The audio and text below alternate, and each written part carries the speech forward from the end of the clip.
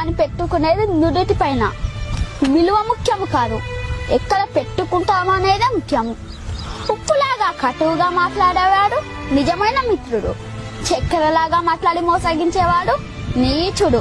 ఉప్పులో పురుగులు పడ్డ దాఖలాలే లేవు, తీపిలో పురుగులు పడని రోజే లేదు. ఏడుస్తూ ఈ లోకానికి అడుగెళ్తావు, ఏడుపుస్తూ లోకాన్ని వదిలి వెళ్ళిపోతావు. రమ్మన్న సమర్గంలోకి ఎవ్వరూ రారు, వద్దన్న చెడు మార్గాన్ని ఎంచుకుంటారు. పాలు అమ్మేవాడు ఇల్లు తిరగాలి, సారాయమేవాడి దగ్గరికే అందరూ వెళ్తారు.